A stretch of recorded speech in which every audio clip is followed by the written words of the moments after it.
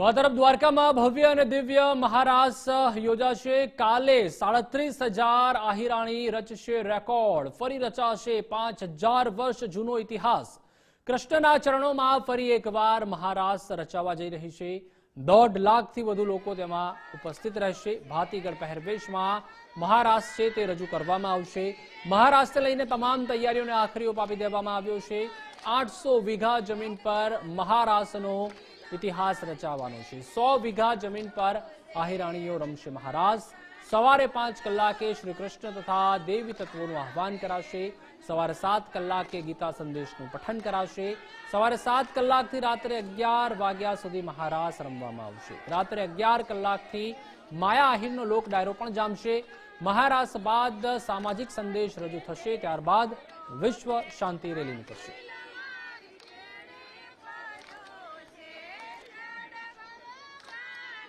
ધજાજી હમણાં ચડાવી અને બધા જ પાછા કાર્યક્રમના સ્થળે ગુજરાતભરમાંથી ખૂબ મોટી સંખ્યામાં ભાઈઓ અને બહેનો અહીંયા ઉપસ્થિત છે. બધા જઈ રહ્યા છે. વર્ષો પછી આ રીતનો દ્વારકામાં એક ખૂબ મોટો કાર્યક્રમ મહારાસ ઉત્સવનું આજે શુભ શરૂઆત હમણાં જ થવા જઈ રહી છે. આ કાર્યક્રમમાં 21 તારીખે આખું દ્વારકાની સફાઈ અભિયાન પણ શરૂ કરવામાં આવ્યું હતું. ભાઈઓ બહેનોએ ખૂબ મોટી સંખ્યામાં ભાગ લીધો હતો. છેલ્લા દિવસે એટલે આવતીકાલે કાર્યક્રમ પૂર્ણ થાય પછી વિશ્વ શાંતિ માટે મહારેલીનું પણ આયોજન છે. 37,000 બહેનો એક સાથે આવતીકાલે 24 ડિસેમ્બરના રોજ સવારે 5 વાગ્યાથી ગ્રાઉન્ડ ઉપર આવી અને અમારા શેડ્યુલ મુજબ મહારાસ લેશે. ત્યાર પછી આજની તારીખમાં વાત કરીએ તો 5 વાગે અમારે એક ધજાનું આયોજન કરેલું છે. તેના માટે તમામ બહેનો અને ભાઈઓ સાથે ધજાના માટે દ્વારકાધીશ મંદિરે જવાના છે. એ સિવાય આજે હાલની તારીખની અંદર 1.5 લાખ આહિર સમાજ દ્વારકાની અંદર ઉપસ્થિત છે. અલગ અલગ સંસ્થાઓની અંદર એમના ઉતારાની વ્યવસ્થા કરેલી છે. ગ્રાઉન્ડ ઉપર જમવાની તમામ વ્યવસ્થાઓ છે. તે સિવાય આવતીકાલની વાત કરીએ તો સવારમાં મહારાસ પછી એક શાંતિ રેલીનું આયોજન કરેલ છે.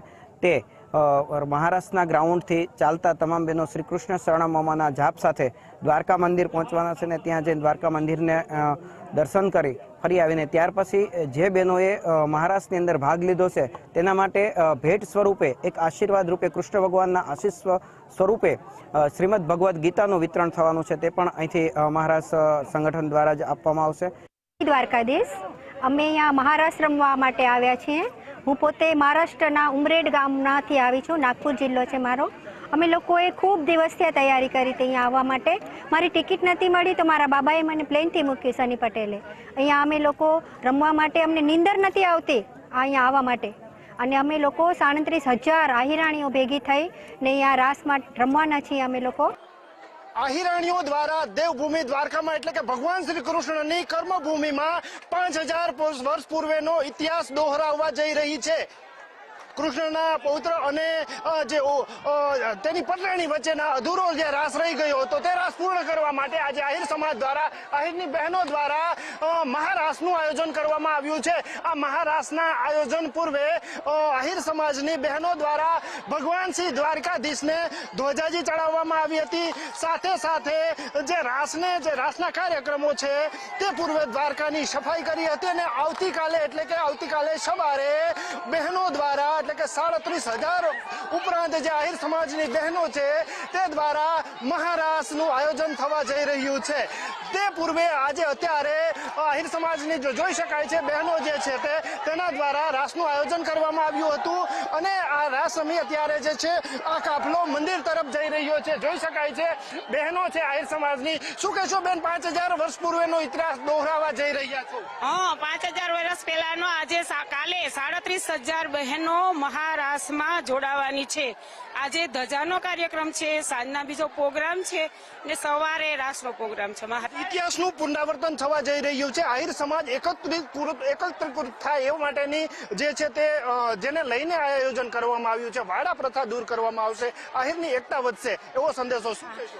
આહિરના અમારા આહીરો બધા એક થવા જઈ રહ્યા છે, એટલે જ્યાં કૃષ્ણની અલગ અલગ એક લોહિયા બનવા જઈ રહ્યા છે, એટલે કે જે ગામડે શ્રી કૃષ્ણ ભગવાનના જ્યાં પગ પડ્યા છે ત્યાં વાડા અલગ અલગ જુદા થયા છે, આજે બધા એકત્રિત થવા જઈ રહ્યા છે. આહિર સમાજની આહિરાણીઓમાં થનગનાટ છે, જોઈ શકાય છે. હા, ભગવાનજી દ્વારકાધીશની જે છે તે રંગોળી પૂરવામાં આવી છે. આજે લગભગ 2 દિવસ જોઈ શકાય, 2 દિવસથી દ્વારિકા જે છે તે આહિરાણીઓ અને જે આહિરાણીઓના પરંપરાગત વસ્ત્રોથી સુસજ્જ થયું છે. દ્વારિકા જાણે કે દ્વારિકાએ મથુરા ગોકુળનું રૂપ ધારણ કર્યું હોય એવો માહોલ અત્યારે હાલ દ્વારિકામાં જોવા મળી રહ્યો છે. આહિરની બહેનો દ્વારા ભગવાન દ્વારકાધીશના ચરણોમાં એટલે કે મંદિર પરિસરમાં ભગવાનની જે છે તે રંગોળી પૂરવામાં આવી રહી છે. જોઈ શકાય છે કેટલા ઉત્સાહથી ઉમંગથી બહેનો દ્વારા જે છે તે રંગોળીનું સર્જન કરવામાં આવી રહ્યું છે. બેન, ખાસ તો આહિર સમાજ દ્વારા, એમાંય ખાસ બહેનો દ્વારા જ આ રાસનું આયોજન છે. કેવો થનગનાટ, શું કહેશો? તમે થનગનાટ તો તારે જોઈ જ રહ્યા છો કે લાઈવ રંગોળી અમે ધજા દ્વારા કરી રહ્યા છે, તો અમારો જે ઉત્સાહ છે એનું તો કઈ ઠેકાણું જ નથી. દ્વારકાધીશની મંદિરની પહેલી વખત અમને રંગોળી બનાવવા મળ્યું છે અને અમારી પૂરી દ્વારકા કમિટીની ટીમ અત્યારે હાજર છે. અમે બધે મળીને અહીંયા રંગોળી બનાવી છે અને અમારો પ્રેમ છે કૃષ્ણ પ્રત્યેનો, જે મહારાસ દ્વારા અને રંગોળી દ્વારા અમે કૃષ્ણને બતાવી રહ્યા છીએ. કૃષ્ણ સાથે રાસ રમવાનો આહિરાણીઓમાં ઉન્માદ છે. હાલ જે છે દ્વારકાધીશ મંદિરના પરિસરમાં જોવા મળી રહ્યો છે. જોઈ શકાય છે સામે ભગવાન દ્વારકાધીશની જે છે તે ધ્વજા છે તે ફરકી રહી છે. તે જાણે ભગવાન દ્વારકાધીશને આહિરાણીઓ આ જ ધ્વજાજી દ્વારા જે આમંત્રણ પાઠવી રહી કે તમે અમારા કાર્યમાં જોડાઓ, અમારા મહારાસમાં જોડાઓ, અમારી સાથે સહભાગી બનો, અમને ધન્યતા પ્રાપ્ત કરાવો. કેમેરામેન જગદીશ જયપાલની સાથે નથુ આહિર, ગુજરાત ફર્સ્ટ, દ્વારિકા.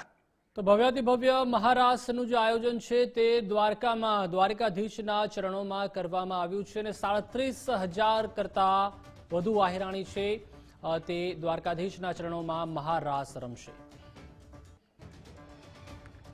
કર્મભૂમિમાં આહિરાણીઓ મહારાસ રચવા જઈ રહ્યા છે, એટલે કે 5000 વર્ષ પૂર્વેનો ઇતિહાસ દોહરાવવા જઈ રહ્યા છે.